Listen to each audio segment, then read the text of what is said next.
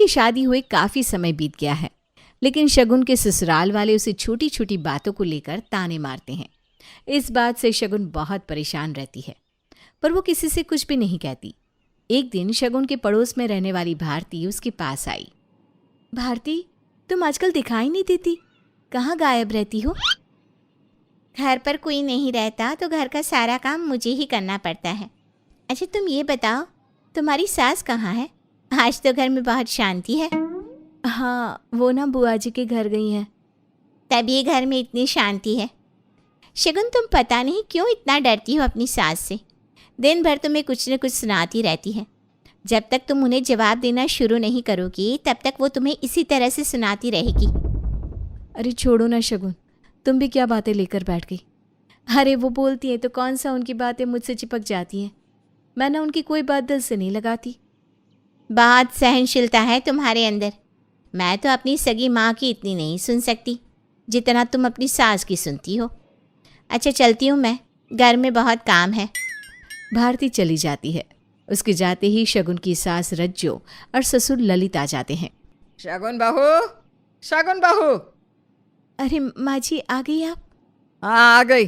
और तुमसे इतना ना हुआ कि एक एक गिलास पानी अपने सास ससुर के लिए लेती आती है? माँ ने तमीज़ सिखाई होती तो पता होता कि सास ससुर की सेवा कैसे की जाती है। अभी ले आती हूँ माँ जी। कमाल करती हो रज्जो, तुम्हें तो बहू को सुनाने का मौका चाहिए, बस आते ही शुरू हो गई। अरे आराम से बैठो तो सही, सांस तो ले लो।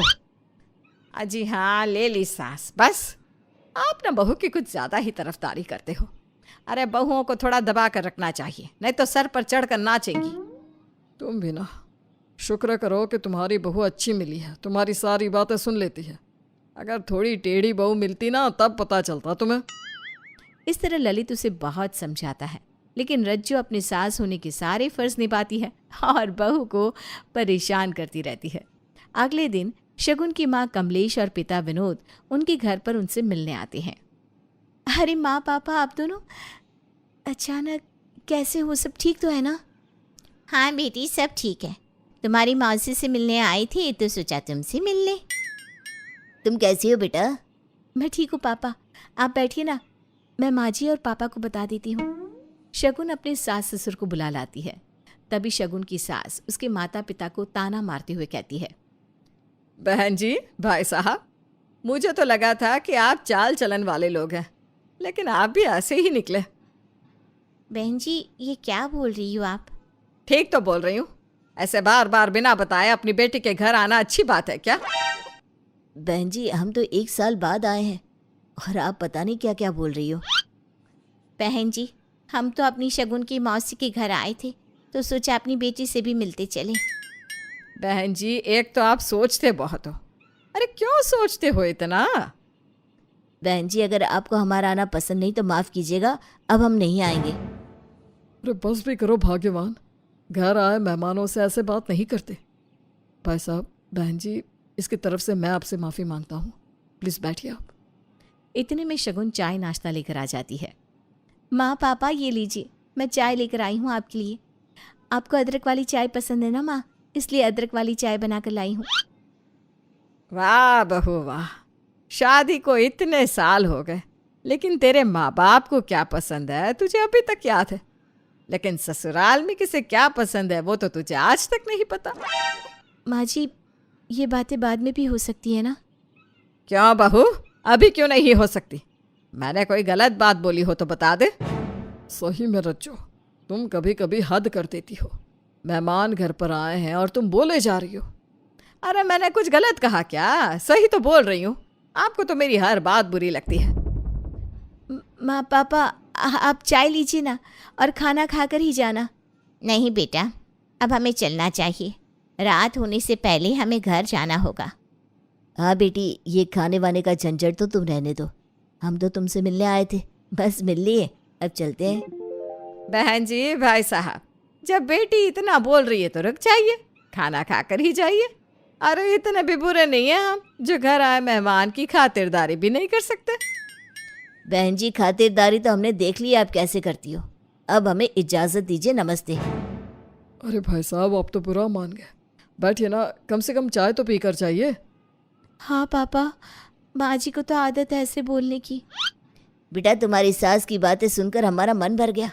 अब चाय तो दूर, हम इस घर का पानी भी नहीं पी सकते। भाई साहब, हम तो अपनी बेटी से मिलने आ गए थे, लेकिन आपकी पत्नी की बातें हमें बिल्कुल पसंद नहीं आई। लेकिन पापा थोड़ी देर रुको तो सही। विनोद अपनी बेटी के सर पर हाथ रखकर बिना कुछ खाए पिए वहां से चला गया। इस बात से शगुन को बहुत गुस्सा आया। उसे अपनी सास से ऐसी बेइज्जती की उम्मीद नहीं थी। अब शगुन ने भी ठान लिया अपनी सास को वो सबक सिखाकर रहेगी। मैं भी प्रतिज्ञा लेती हूँ, जब तक अपनी सास को सबक ना सिखा दूँ तब तक अपने मायके का पानी नहीं पीऊंगी। अपनी सास को सबक सिखाने के बाद ही मैं चैन की सांस लूंगी। उधर ललित रज्जू को समझा रहा था। रज्जो, तुमने बहू के मायके वालों के साथ ठीक व्यवहार नहीं किया। अजय चुप रहो तुम, मुझे पता है किससे कैसे बात करनी चाहिए। अगर तुम्हारी बेटी के ससुराल वाले तुम्हारे साथ ऐसा करें तो तुम्हें कैसा लगेगा? मेरी बेटी के ससुराल वाले ऐसा कर ही नहीं सकते, क्योंकि उन लालची लोगों का मुंह नोटों से हर वक्त मैं बंद रखती हूँ। हिम्मत नहीं है उनकी जो मेरे सामने बोल जाए।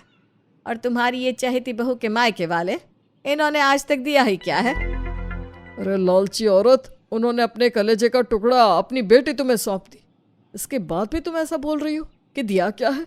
तुमने उनके साथ ठीक नहीं किया। वो शरीफ लोग हैं इसलिए चले गए चुपचाप। कोई और होता तो अब तुम्हें पता चलता। ललित की बातों का रज्जू पर कोई असर नहीं पड़ा। अगली सुबह शगुन भारती से बात कर रही थी। वो बात करके अंदर आई, तभी रज्जू ने शगुन से कहा, क्या रे बहू, तुझे कोई काम नहीं है जो सुबह सुबह खड़े होकर इस भारती से बतिया रही है? बतिया नहीं रही थी माँ, वो भारती थोड़ी परेशानी में है। बोल रही थी कि उसका पति सारी सैलरी उसकी माँ के हाथ में रख देता है।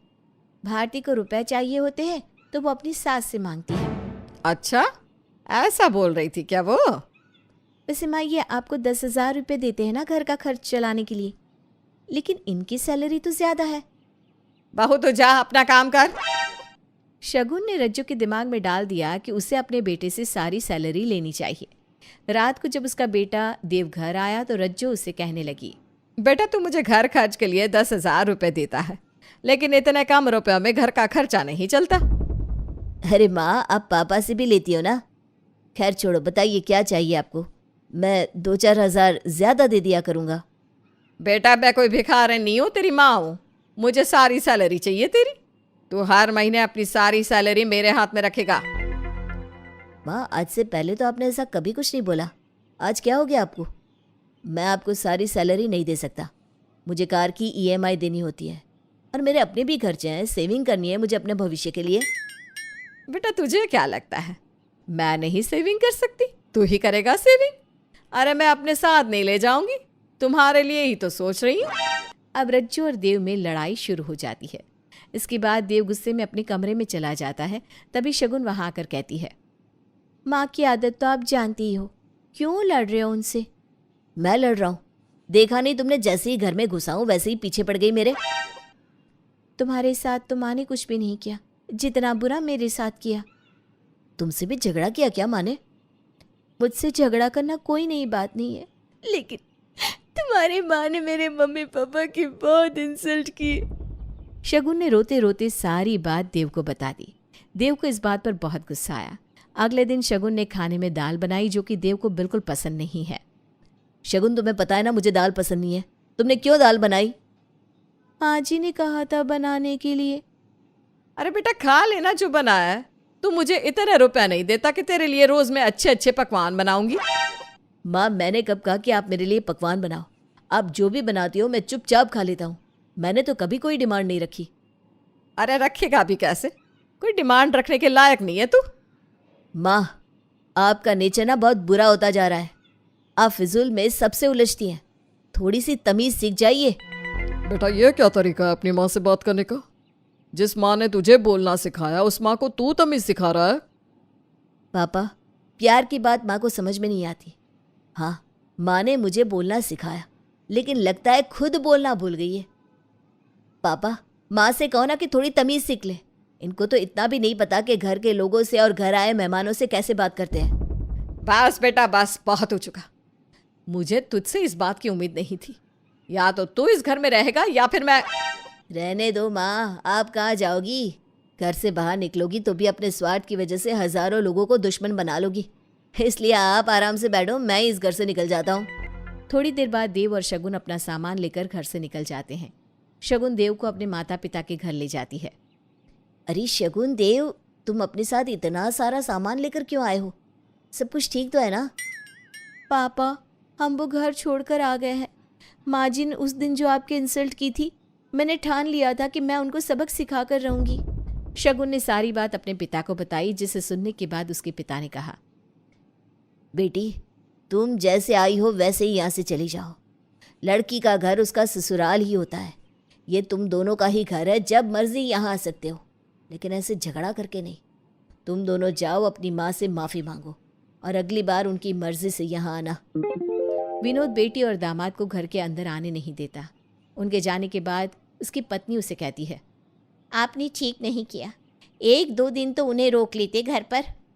नहीं कमलेश, हमारी बेटी ने गलत किया है और हम गलत का साथ नहीं दे सकते। अगर मैं उन्हें घर में रुकने के लिए बोल देता तो ये पाप होता। इस तरह विनोद अपनी बेटी को इस बात का एहसास कराता है कि वो गलत है। क्या विनोद ने अपनी बेटी और दामाद को घर में जगह ना देकर ठीक किया? क्या शगुन के पास कोई और रास्ता था अपनी सास को समझाने का?